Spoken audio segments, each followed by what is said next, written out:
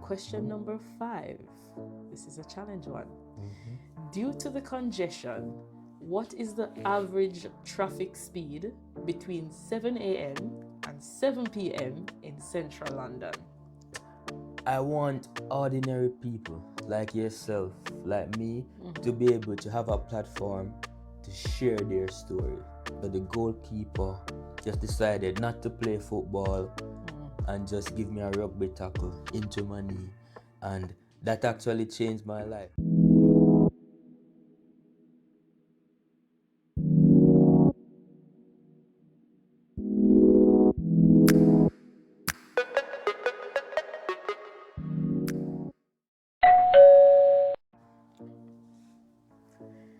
Right, so welcome everyone to our podcast. And tonight we have a very special guest. I mean, we have the host who is always the one asking the question, but today the tables have turned and we are here to ask questions. I think I'll be asking some questions on your behalf as subscribers and as viewers. So let's just enjoy getting to know who is the man behind this YouTube channel. So welcome, Mr. Joel Johnson. Thank you. Our first question today, we just want to know, who is Joel Johnson? Well, firstly, I must start by saying that I am a Christian, and that is important. And I think maybe later we'll touch on that some more. Yeah. So I am a Christian. I am a teacher of geography, and those who follow me on the channel will actually know that I love geography. I wouldn't say with all my heart, but I do love geography. And I'm just a fun person. Well, at least I think so. And I have a lot of interest in football and so on. So that's Joel Johnson in a nutshell. Okay, thank you very much. You said that you think so. So, my next question is, if your students could describe you in 3 words, what would those 3 words be? 3 words. I think the first one would be fun or funny. The second one would be caring. And the third one would be sarcastic. Okay, all right. Yes. I mean, as a friend, I've known Joel for years now, and I think I could say the same. So that's your student's voice. Let's hear your voice. What's your 3 words that you would use to describe yourself? The first one I would say persistent, always striving for excellence. That's the motto for Charlemont High, the school that I went to. So just pushing with that one. So being persistent. I would still add something about being an introvert. Okay. That would be the second one for me. And then the third one is just being joyful, always trying to be happy. Yeah. All right. So persistent, joyful. I can see that as well. Yeah, agreed. So let's go to. We want to dig up your past. Okay. You know. All right. So where in Jamaica are you from? Where did you grow up? Well, to be honest, I'm what they call a countryman. So I'm from the countryside. Yeah. I'm from a place called Mount Russell in the parish of St. Catherine. And it's in the mountains. I love it there. It's very peaceful. So Mount Russell is actually where I'm from. It's a nice community. Maybe less than 1,000 people actually live there. And as I said, it's peaceful. And that's home for me. Even though I'm living here, whenever I think of home, that's what I think of. So a little bit of context, Mount Russell is in St. Catherine. Yes. So St. Catherine is one of our parishes in Jamaica. And Mount Russell is found in the beautiful parish of St. Catherine. I can say that because that's where I'm from as well. What was it like? What was life like growing up in Mount Russell for you? I mean, in terms of experiences, it's a bit diversified. But what I can say is I spend a lot of my time on the football field. Right. As mentioned earlier, I really love football. I can remember as maybe I was maybe 10, 9, I used to say to my mom as I wake up in the morning, Mommy, tell me everything that you want me to do. Just so when it's time for football, I could actually go and play football. And as you know how parents are, you would say that, and then when it's time to play football, she'd be like, oh, can you run to the shop for me? And even though I would be vexed, you still have to do it. So football was actually one thing for me. And I used to do a lot of things where it might be considered dangerous, but Yeah. looking back, it actually shaped me and molded me into who I am today. So things like racing with cars. So I can remember I've always been in love with running. So we used to just wait until the cars are close by and then we would actually just run to try and keep up. Obviously we can't, but we didn't know then that I was actually, building up my speed and so on. Yeah. And I mean, from the story that you've told, I can find two more words. It sounds like you're responsible and it sounds like you're also a risk taker. Thank you. Right. So, I heard you talking about mom, but Yes. I think we would love to know what was your family structure like growing up? Well, first of all, I have a very nice family, but it was a single parent family, so it was only mom alone.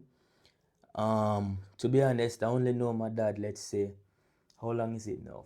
4 years ago, almost 5 years. Yeah. So it was when I was actually migrating to the UK. That's the summer when I met my dad. Well, I tried many times and it just didn't happen for one reason or another. But I said I really wanted to at least meet him before, Yeah. anything should happen to either of us. But as I said, it was just mom. It's six of us, so I'm what they call the wash belly. I'm the last one, but I'm not the typical wash belly that your mom would spoil you and you get everything. Yeah. Well, that wasn't the case for me. But it was just mom, myself, grew up with my sisters. My brothers, they branch off from an early age, and I have an older sister who, for as long as I know, she has been working and so on. So it was really myself and two other sisters and a brother who was close by. Okay. All right. That's really interesting, just finding out and understanding, what makes you you, Yeah. from the family perspective. And so, as we found out about your family, we'd love to know some about your schooling, So, as a high school student, where did you see yourself? So, where did you envision yourself? Well, to be honest, when I was in high school, sports was my thing. So I would play football, cricket, I would do track and field. At one point in time, I was playing basketball as well. But just to say, with basketball, I'm not the best. I'm only 5'8". But I can remember training one day with the team, and I don't know what happened, if it was just God just came down and touched me. But there was a specific spot on the court where if I should get the ball there, Yeah. I wouldn't stop scoring. Wow. And I was like, Coach, look at me, Coach, look at me. But I guess he was experienced enough to know that, well, it's just a moment and it's not Yeah. gonna last. Because I guess after that day, I realized that basketball is not necessarily for me. But I did a lot of cricket. I couldn't really bat. I'm a pace bowler. My job is to drive fear into the batsman, but if I'm batting, I'm going to run from the ball. So I would just bowl. I would be the last batsman to come in. Then for track and field, I did that at school. I didn't take it seriously, but one of the reasons for that is just the fact that I think I'm naturally gifted with running, Yeah. and so I didn't train as hard. I used to find it funny to see the guys train all year round, and then when it's sports day, I would still run leave them. But the sad thing about that, when I got to boys and girls champs, that's when the reality hit me that, man, I need to train. Yeah. But I didn't actually train as much as I wanted to, because football is what I really loved. So I did football, well, not in the early stages. The coaches used to ask me to come, but I didn't want to because I really loved playing, sadly, the Aigo football back home. Yeah. But I started doing football, and I even went on to be the captain for the Da Costa Cup team, for a couple of years while I was there. So it was really sport, and I know I'm talking for a No, while. no, It's no. really sport. And then Yeah. at one point in time, maybe most people don't know this, it was actually music. Okay. So I had a couple songs that I had voiced and think, well, the content wasn't the best, to say the least, but I had songs and you were going through that phase and you think maybe it's that. But teaching was not on the agenda then. It was just sports and maybe music. Okay. So yeah, I think I know a little about the music side, but definitely the football side. And so for those who would love a little bit of background, so I met Joel in college or uni, as we would say here. Yes. And when I met you, I think I remember you playing on the males football team, and trust me, pace. You had the pace. I Yeah. think I would commend you on that. So as we're talking about college, you went to Shortwood Teachers College. Yes. Why? Why Shortwood Teachers College? The thing is, as I said, teaching wasn't on my agenda any at all. So actually, I attended GC Foster for 20 minutes. I know it might Wow. sound ridiculous, but in my community, well, it's not that I'm the only one, but it's not quite often that people actually go off to university. Right. So I can remember I got accepted for GC Foster, the College of Sports in Spanish Town, and the night before I was to go to GC Foster, this is the first and only time, hopefully, that this will happen to me. We had a party and I was drinking, and I got drunk. And then the next day I had to go in. So, you go Wow. in. I was now somewhat conscious in terms of making the right decisions. But I went in, and the first thing that they wanted to do was to, what they call to grub us Okay. like as freshmen. So they were telling me, go and stand in that tile. And the tile is as narrow as this football is. And they're like, you can't crush the tile.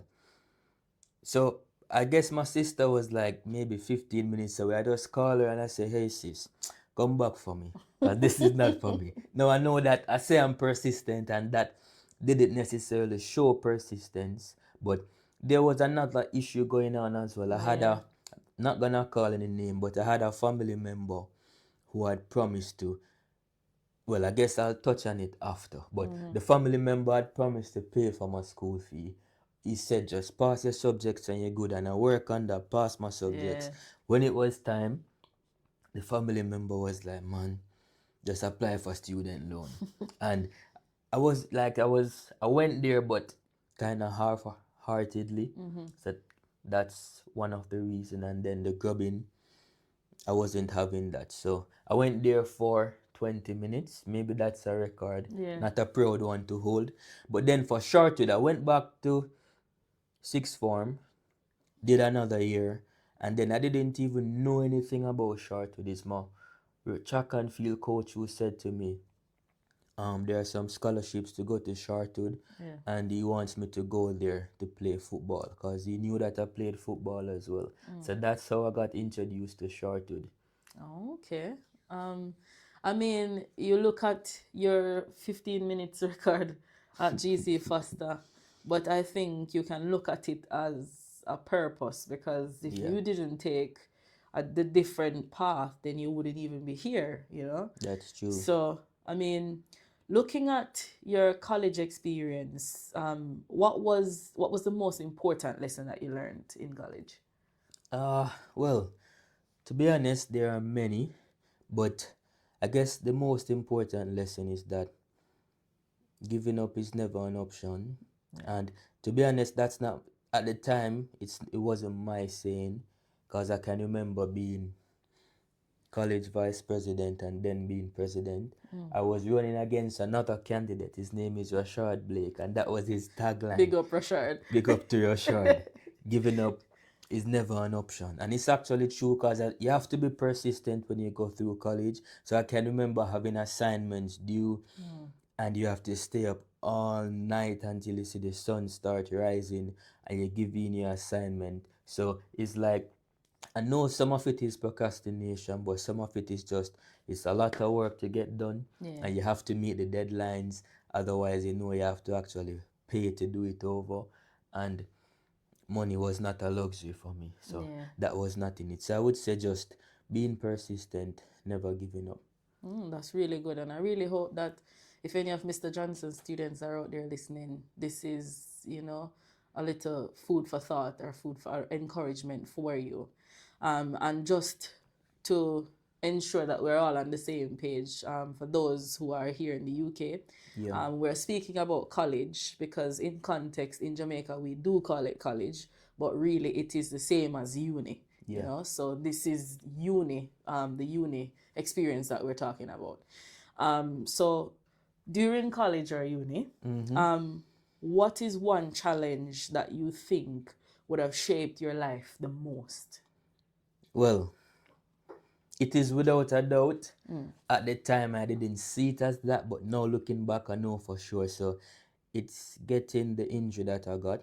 So just to put it in context, so first year, as you said, you could know me as the speed man, but not fast and foolish. It was actually fast and doing constructive things on the field, Yeah. scoring goals, helping my teammates, fighting for them.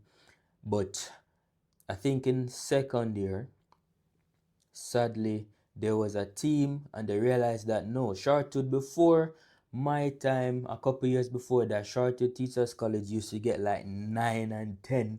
But now we're Yeah. actually winning games, so they started watching us. And I think what happened is that team, they had watched us play before and they had marked out some players who they would consider to be like the danger players, like the star players, and they were really coming at me. So the goalkeeper just decided not to play football and just give me a rugby tackle into my knee. And that actually changed my life because since then, I've never fully recovered from it. Even after doing surgery, it's like my brain and my leg, it's not connected. Yeah.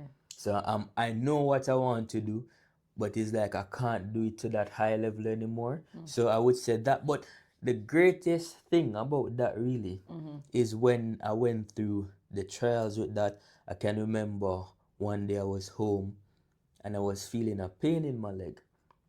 That's after the surgery. But you know, you do surgery, you know, you get cut, they have to drill through your leg. Yeah. But then I realized it wasn't where the cut was. So I was saying, this is a bit strange. So I called the nurse for Shortwood Teachers College at the time, and she was like, you need to come in now Wow. to the hospital. I went in, and they said that, you know, I had blood clot in my leg. I didn't know what it meant, but I knew from the fact that how urgent they were moving that it was quite serious. And when I found out how serious it was, when they had to admit in the hospital, and they said, asked the doctor, like, just be honest with me, don't put it up. What does this mean? And he was like, Joel, with a clot, if it moves within a minute, Yeah. you die, because most times it goes to your heart, you get a heart attack, or it goes to your brain, and then you turn what they call a vegetable. You don't have any use for your limbs and so on. But that's like the sad part of the story. While on the hospital bed, and I knew that this would take 6 months for me to get treatment. So I said to myself, God, if you can bring me through this, I'm going to give my life to you. Now, to be honest, I didn't necessarily grow up in the church. I went to church with my mom, but not like every Sunday. Right. But from Psalm 1 to the last Psalm, while I was there in the hospital, I read all of them. And then I decided, when God brought me through that, I said, it's time to give my life to Him. And looking back now, as I said, because of the potential that I had in football, and I know that I was on the brink of greatness and it didn't happen, I felt sad. But looking back, maybe if I didn't get the injury, I wouldn't decide to make this decision to give my life to God, which is the best decision that I've ever made. So I'm happy at the end of it. I'm not a footballer. Yeah. Might do some little friendly thing, but I'm happy in the end. I mean, that's a really lovely story, a really inspirational story because you didn't you didn't let the injury keep you down. You Yeah. know, and I think that is really commendable. Funny enough, I was actually at that football game where you were injured, and I think it was reckless of that goalkeeper Yeah. because he didn't need to do it, and you know, but here you are today, you know, and No regrets. yeah, no regrets. So moving from your journey to from college to the career world, how did you find the transition from college into the working world? I think the transition was relatively easy, and that's actually down to the preparation and the goodness of Shortwood Teachers College, because they prepared us, sorry for that. So from first year we went out on like 2 weeks observation. Yeah. I think second year we did team teaching. For 2 weeks. Third year we did like a month or so, and then for the final bit we went out 3 for months. maybe 3 months of teaching practice. So Yeah. I knew what it was like. I did some teaching practice at George's, and so I knew what the all boys setting was like. So when I went off the teaching at JC, well, students are different, but you get the general idea. So I think I was well equipped for the challenge. Yeah. Obviously, being in it, you get to see the true reality, but I think I was ready for it just because of the preparation that Shortwood gave me. Okay. You said that you think you were ready. Yes. So, what do you wish that you knew before starting the career? Well, I'm gonna say it, but if I knew it from before, maybe I wouldn't have been a teacher. Oh. Well, there are many things, but one, that your holiday is not really a holiday, because it's either you're marking paper or you're doing some administration work. I think that would be the main thing for me, and just the amount of work that you have to do as a teacher. So I went in as a geography teacher, and then before you know it, you might have to be a guidance counselor, because you're gonna have students who just trust you to tell you certain things, and you actually have to deal with it. There are students who will look up to you as young as I am, as a father, because maybe they don't have that father figure. So you're playing many roles. That bit I'm okay with, but it's the workload and your holidays. They're not really your holidays. Yeah. Okay, I think I can agree with all of that as well. It's a rough job. Yeah. But what do you think is the key to professional success? Well, I would say one thing is not to necessarily do what you're strongest at, but to do what you're passionate about, because that is actually the key. Because if you love it, you will invest more time in it. And the next bit is just to be persistent in knowing that if you have a task to do, don't procrastinate. Don't wait until actually the last minute. And in terms of your mental health and just for you, when it's your holiday, try. I know it's difficult, but try to make it your holiday, to just to rest, to rejuvenate, so that when you're back in, you're fresh and you can actually get the job done. So I would say be persistent, take a break when you actually need a break. Those would be the two main things. Okay. I think I can ask this question on behalf of your kids. So we're just going to do a little reflection in the classroom. Okay. What is your favorite moment as a geography teacher? Well, in Jamaica, or teaching Jamaican students, my favorite moment was actually since I've been here, and I had a year 9 group in Jamaica that I was teaching. But we were very close, a very close class. And when they graduated, their parents, they sent me messages, and some of them, they did well in geography. And the parents were like, thank you, thank you. And to me, I didn't do much because I only had them in year 9. But for the parents, they were like, you set the right foundation, and they actually went on to do well. I think that is so far one of the biggest moments for me. As for here in the UK, it is a bit tricky because the kids do well, but then if they don't come back for sixth form, you don't necessarily see them to actually see their reaction. So it's difficult to actually gauge it. But I enjoy teaching every day. Teaching is my best friend. It's just the administrative work that I don't necessarily like to do, as most teachers. So in the classroom, I am in my zone and I'm happy. So just teaching for me, I really love doing it.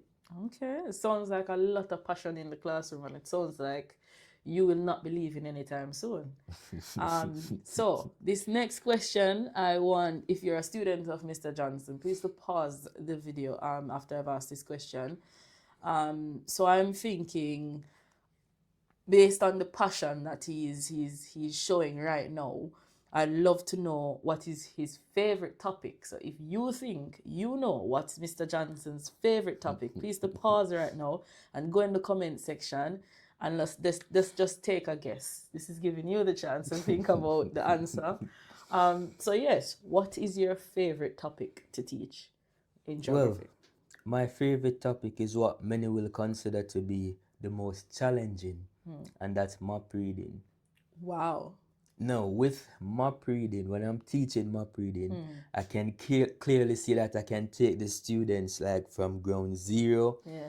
all the way to the top. So it's like clearing up certain language that we use. So in my classroom, I tell them you never say left or right, you never say up or down. So getting them to speak using the geographical terms, east, west, north, south, as simple as it is.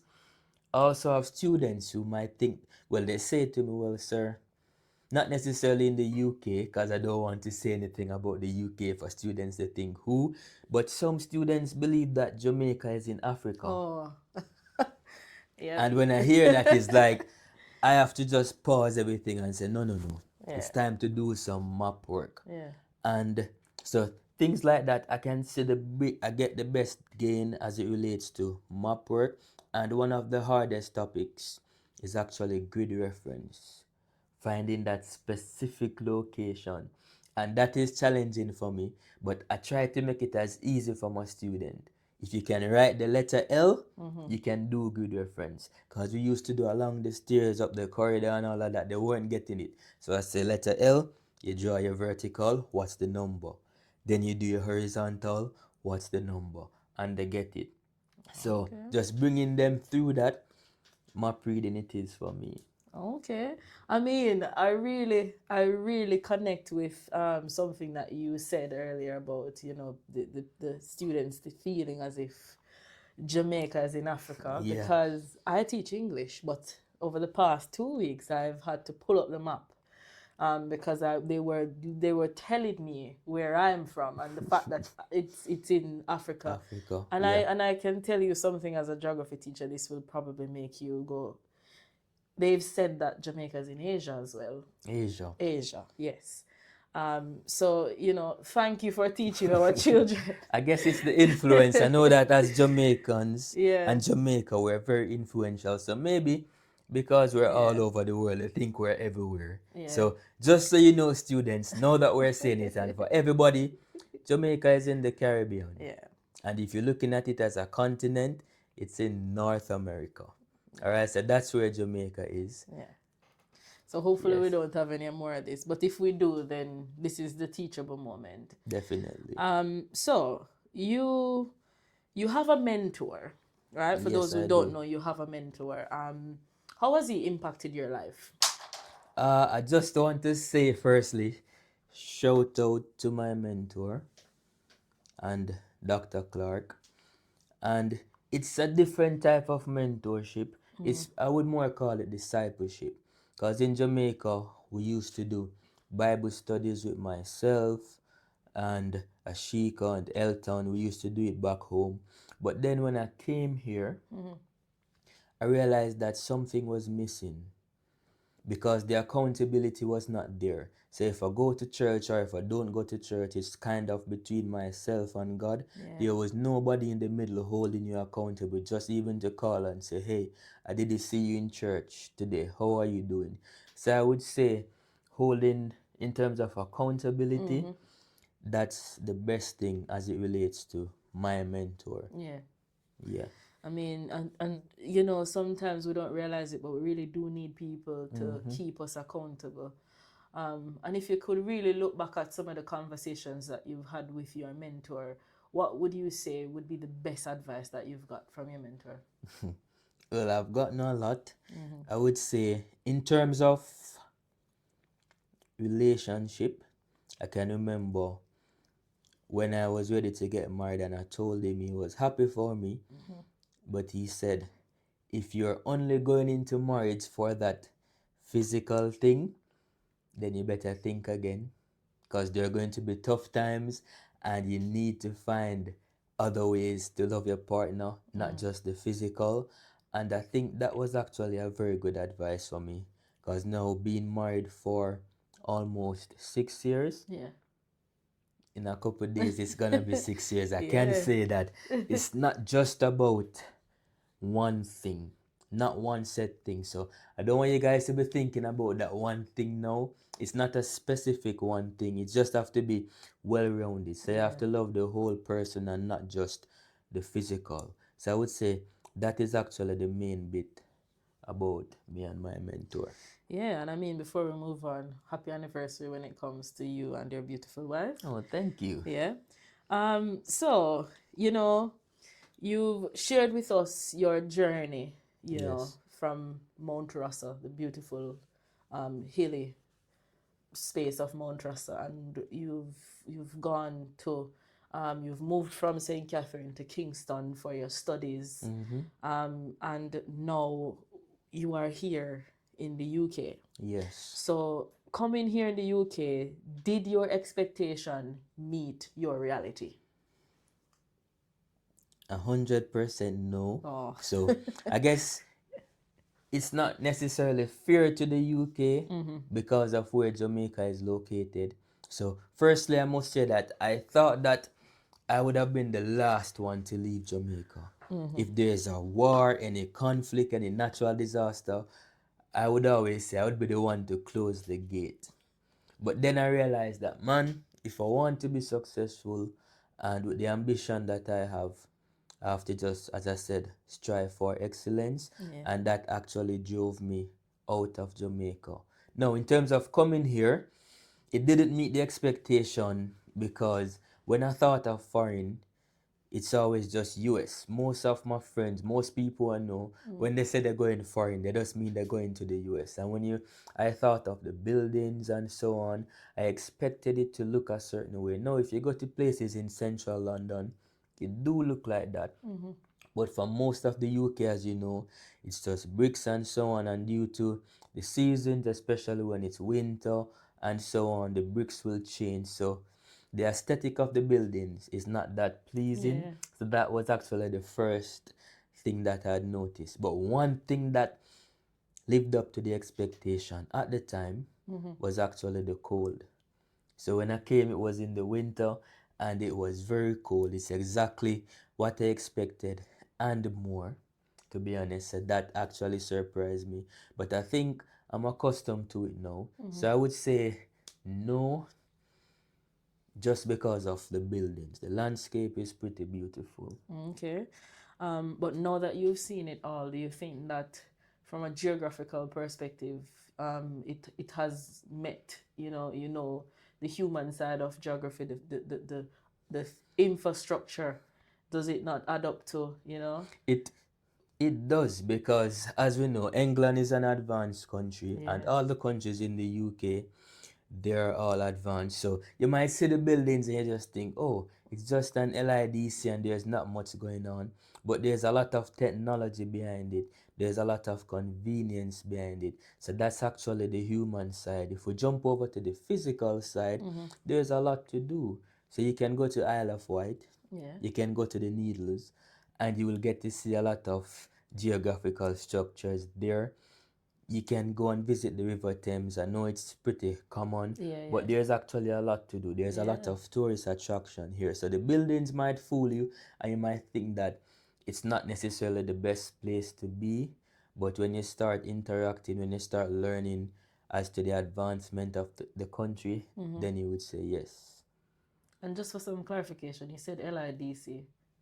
Could you just...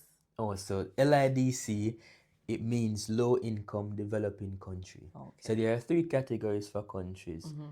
So we have LIDCs, then we have EDCs in the middle, and we have advanced countries. I leave it up to my students to put in the comment section some examples of LIDCs, EDCs, and Yep. ACs. All right, so please get to work. What advice would you give to someone who is considering to migrate to the UK? Um, I would say be brave, have the courage to step out and do it, but just to know that especially if you don't have any family here or if you don't have a lot of family members here. It's not going to be just set in stone. Everything will not just be set and you come and you be successful. Yeah. I would say just to work hard, especially for the first 5 years, because you have to go through the rounds of pay in terms of paying millions and millions of dollars to get yourself started, and then from that you can actually start climbing the ladder. So I would say don't just come and think it's fast money. Well, it's depending on your job. Yeah. Definitely not with my job. It's not the worst, but you have to pace yourself as you go, and just know that there are times when you're going to have lows, times when you're going to have highs.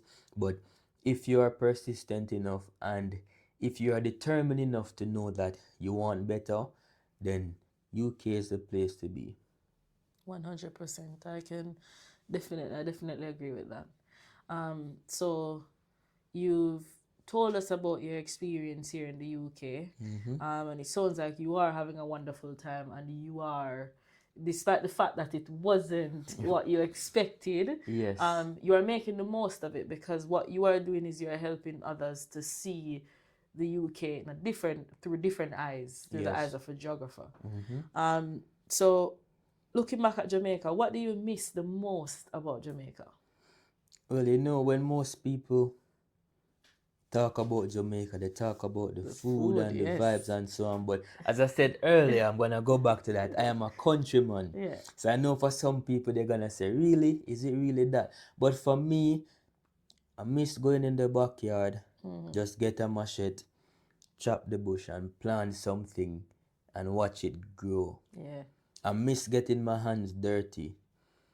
So I would say that's what I miss the most about Jamaica. Like if I could get that here, then maybe I would somewhat not let go fully, but maybe say, all right, I'll stay here forever. But I definitely just miss doing that, what they would call the countryman lifestyle, planting something, Yeah. watch it grow, then you can actually reap from it and eat it. I do miss the food, I'm not going to lie, but it's not on the top of my list. But the solution to that is, maybe you could get an allotment, and that could be like your Saturday hobby where you can go and do your planting and, It would be similar. Yeah. It's just that when it's the winter time, no motivation. the sun is not gonna be at, in terms of intensity, not the highest, and then I'm not going out there in the cold. So yeah, and family as well is on the list. Yeah. I talk to my family quite often over the phone. It's never the same. Family, I would say family might be number one, but getting my hands dirty, even family, no, I love. That's what I really love. Yes, and trust me, he does. He thinks about the farming quite a lot. So let's talk about YouTube. Yeah. Since starting YouTube, what has been a growth moment for you? Share with us your growth moment. I would say you're experiencing it now. Just sitting down, talking, being comfortable, being relaxed. That was one thing that I would say I was lacking. Because in high school, students used to come up to me and say, just talk, I've never heard your voice. And I've been at my high school for 7 years. So I am a bit shy. And so just going out there, actually getting involved on YouTube, it's really helping me, because I have to go places if I want to create content. And trust me, when I get my weekends, I would prefer to just sleep and then, Sunday prepare for school. So I would say definitely that. And it has also helped me, or been helping me, with my consistency. Yeah. So I post a short every Saturday at 1 p.m. and I post a longer version every Wednesday at 1 p.m. And I've been doing that since March. And it might not seem like a long time, but that's actually a milestone for me. You don't know what the future holds, but I plan to actually continue that. So it has helped me to be consistent and be just relaxed, not as shy. I feel confident, like I could go to an arena, just take up a mic, just talk to the crowd, Wow. and not necessarily be shy. So Yeah. I'm pretty confident. Sounds like you might become a pundit or something. One of those commentators at a football match. I mean, that would be good. So it sounds like it's a passion. Yeah. So tell us, what is the drive behind the dream? You know, what's pushing the dream? Well, the first drive, so let's say we have the engine and we have other compartments working together. The engine would be my students, Okay. just wanting them to do well. Because I must say, YouTube want to push me in a certain direction, but I've refused just because of the purpose for me doing it. So I posted a video with the London Stadium, West Ham Stadium, and that is currently at, well, not big, but it's massive for me, 1,400 views. So YouTube is telling me there is room out there to the stadium tours, but the main purpose for me doing YouTube was actually to help my students. So the vision was, let's say that a student should be sick and they miss school for 2 weeks, they can actually go on to my channel, watch the videos, and they wouldn't be missing as much. Because I try to, some of my content, it is in alignment with the UK's curriculum. And as I get more time, I will do some for Jamaica as well. So the main thing was actually for my student. Yeah. And then for the podcast, I know that there are hundreds, if not thousands, of podcasts out there, and all the celebrities. No, I'm not saying if a celebrity should approach me, or if the opportunity, sorry, should come, I wouldn't take it. But I want ordinary people like yourself, like me, to be able to have a platform to share their story. Yeah. And so this is what geography plus, well, that would be like the plus in geography, just so that you can actually share your story. I can see someone on the road, I can see a teacher at work, and I know that they have a story, because everybody is special, everybody is actually unique, and they can use my platform to share their story. You're not gonna get that necessarily on any big platform, because they're mostly the celebrities. So that's what I would say. Okay. And I can just say that if you did not have that drive, I mean, if I didn't see your passion, I wouldn't even be here doing this, because this is not something I imagine myself doing, you know? Yeah. So I think you're teaching your students, but you're also teaching your friends around you how Yes. much, you know, it's good to come out of your comfort zone. That's good. And I think it just ties nicely into my next question, which is, what advice would you give to someone who's thinking about starting something new? Well, I would say don't make the same mistake that I made, because I am a person where I want to get everything right and everything planned to the T before I start. But with YouTube, I realized that, or with anything that you're doing, yes, have a plan, but have a deadline. And thanks to Kevon for giving me that deadline to say March 1st. Otherwise, I would have been still here building up a bank, not taking it too serious. So I would say have a plan, but just start. And if you start, sorry, and you have the burning desire, you will continue. And if you believe in God, you pray about it. I pray about my YouTube. I ask God to guide me on the journey, to show me what to do, show me what not to do, and just to do it to the best of your ability.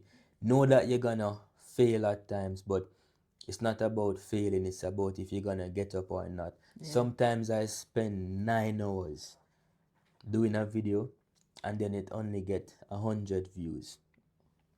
But it's not only about the views, because if it's 100 people and it will inspire them, or it will inspire one student to get a better grade in their exam, then I'm still pleased. So your mission has been accomplished. Yes.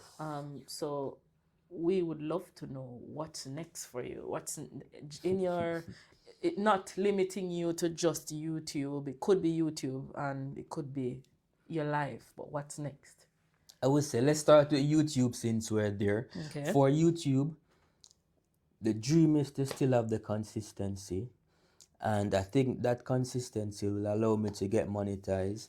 And then once I'm monetized, the dream for my channel, it won't stop here, but I want to tour every single country in the world.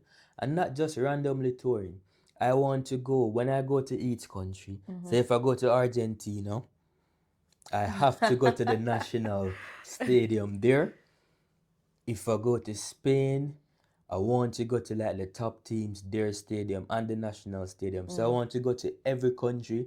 I want to do a tour of their national stadium and just to somewhat immerse myself in their culture Yeah, and learn about it. So that would be kind of YouTube, but then that's impacting my general life as well. In terms of on a personal level, firstly, I haven't been able to play football for a while. I told you earlier about doing a surgery on my right leg, and then a couple months ago I had to do a surgery on my left leg. So I'm still recovering from that. So I would definitely like to go back on the pitch and play. yeah. And I know that at this stage it's not gonna be anything competitive, but just to actually play and then to always advance in my career. So as opportunities come at work or anywhere, I would just look into them and actually give it my best shot. So I would say that's it for now, where I'm concerned. You're next, okay. So I think we have learned so much about you tonight. And I, of course, I'm not going to end without asking you about countries. When I was here, you asked me about countries. Yes. And I think we're intrigued to find out. But before we jump into our countries, just to sum up you, what's your favorite quote? Or do you have a life motto that you live by? Uh, I think the main one for me is always be a positive role model. Like everything that I'm doing, positive role model is always a thing that I try to strive for. Obviously, I'm not perfect. Yeah. We're not perfect. But being a positive role model, I would say that's one for me. And as I said, the one that I stole from Rushard, giving up is never an option because there's one thing that is sure. As humans, we're going to fail, we're going to get things wrong, Yeah. and it's fine, but it's not okay to give up. You have to keep going. So it would be those two for me. Yeah, and those are really good encouragement for all of us, you know. So thank you for sharing that with us. You're welcome. So let's jump into the countries. So when I was here, you asked me, what country would I want to live in? So let's hear your country. What's your country that you would want to, if you're able to move to another country, what would it be? I'm thinking of two countries. Okay. I know which one I'm gonna choose, but I'm just gonna briefly touch on the next one. The one second on my list would be Nigeria. And I know many people say Nigeria, it's an LIDC. Why Nigeria? But in terms of the importance of Nigeria to Africa, located in West Africa, it has, let's say, a massive coastline. You can do trade there. I think it is one of the most populous, if not the most populous country in Africa.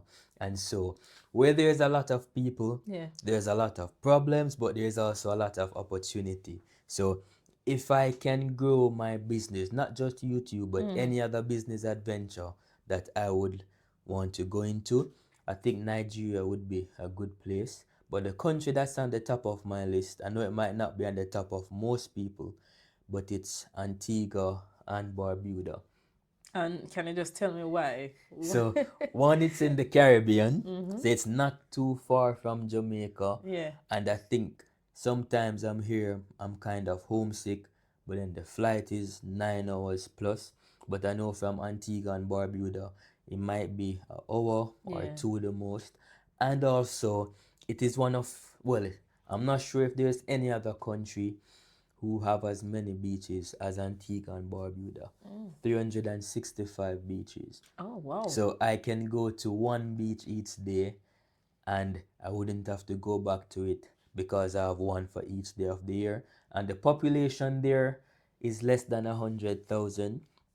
And I think that would actually suit my personality because I don't do well with crowd, even though I said earlier talking at the arena. But in terms of living, Yeah.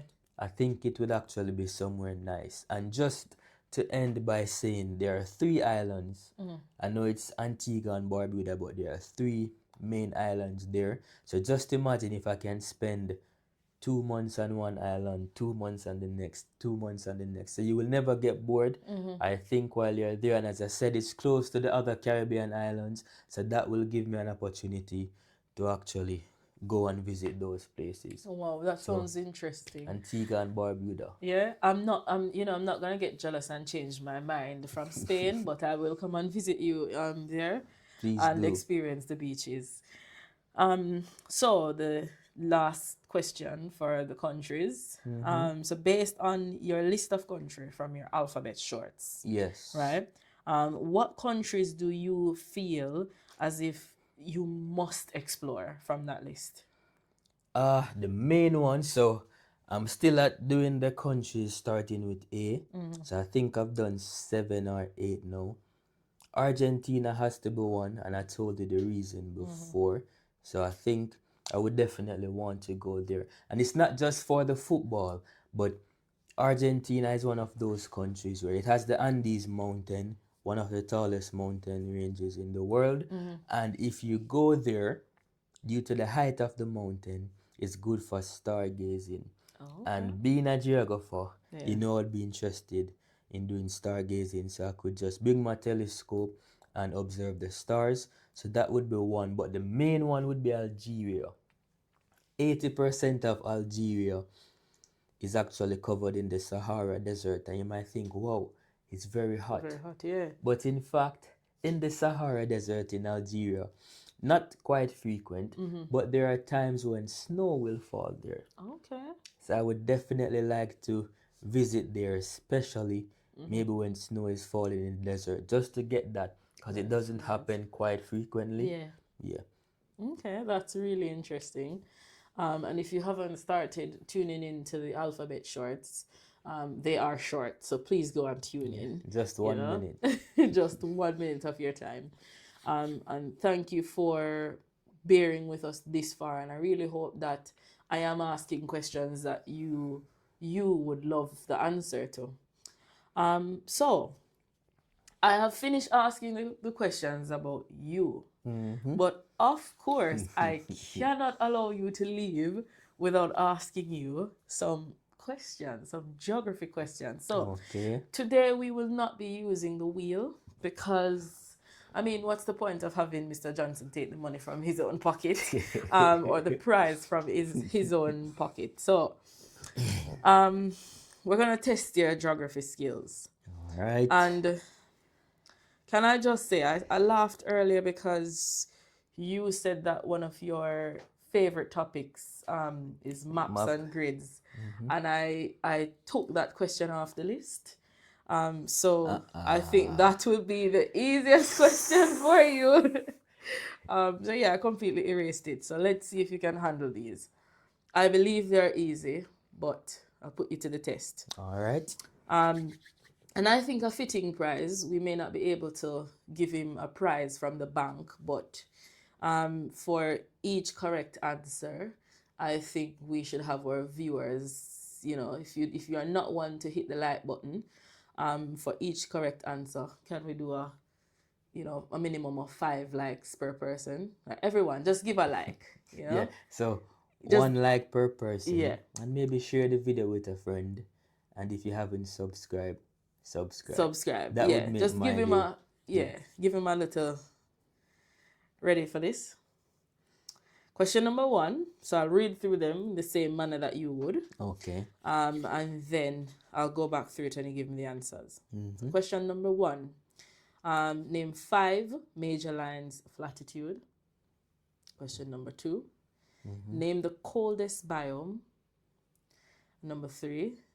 Name the 7 continents and 5 oceans. Name the hottest place on Earth. And question number 5. This is a challenge one. Due to the congestion, what is the average traffic speed between 7 a.m. and 7 p.m. in central London? Okay. And that one I took from the GCSE manual, the revision book. So let's go. I didn't study that one. Oh, not the right answer. Number 1. So name 5 major lines of latitude. So for latitude, we have the equator, Tropic of Cancer, Tropic of Capricorn, and is it North Pole and South Pole? Oh. So, ladies and gentlemen, he got 3 out of 5. The 2 that he didn't get was the Antarctic Circle and the Arctic Circle. Right. So This is bad. just a little warm up. So let's go All to right. question number 2. Mm-hmm. Name the coldest biome. So the coldest biome.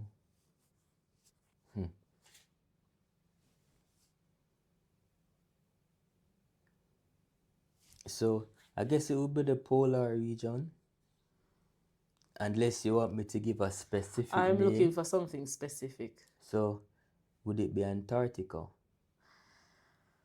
Not the answer I'm looking for. So I think I remember this question being in one of your videos. I'm going to give you another chance. The coldest biome. The coldest biome. Oh, the name of the coldest biome. Oh, the tundra. Oh. Tundra. Oh, Yeah. right. I know. I saw that. Do you remember that video? Yes, I remember seeing that in that video. Tundra. Number 3. Name the 7 continents and the 5 oceans. All right, so yeah, I'm confident about this one. All right, let's go. So we have North America, South America, Africa, Europe, Asia, Antarctica, and Oceania. Those are the 7 continents. Well, and then for the 5 oceans, Right. we have Atlantic, Pacific, Indian Ocean, we have the Arctic Ocean, and then the Southern Ocean. Brilliant. So Yeah. that is all correct. So that is 2 so far, 2 out of the 5. Name the hottest place on Earth. There's one resounding place on my mind, so I hope it's not wrong. Is it a place called Death Valley? And where is this place, sir? It's somewhere in USA. That is absolutely correct. Oh, thank you. Right. So you've upped it. You are now at 3. Yeah, I'm a late bloomer, you know? Yeah. So that is the Death Valley in California, USA. Yes. And then number 5. Due to the congestion, what is the average traffic speed between 7 a.m. and 7 p.m. in central London? And I would like this in miles per hour. In miles per hour. Yeah. All right.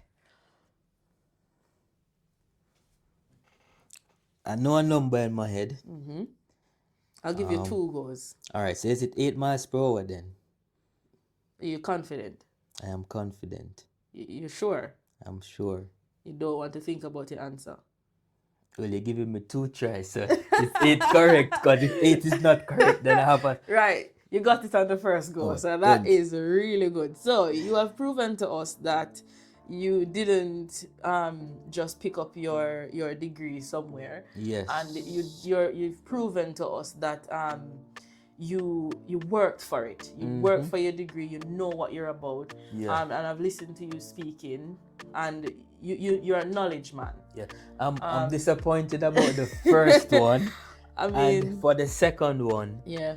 it's not a hard question. It's Yeah. easy, but I think it's kind of tricky as to how we teach it. Yeah. So sometimes we just call it the polar biomes, but then sometimes we call it the tundra, which is actually within the polar biome. Yeah. So I wasn't sure as to which name. Well, not just. Maybe it's my fault because I'm not the geographer. I'm the English teacher. It's not your fault. So remember, I asked you guys challenging questions. Yeah. So it's only fitting that I get these questions as well. Yeah.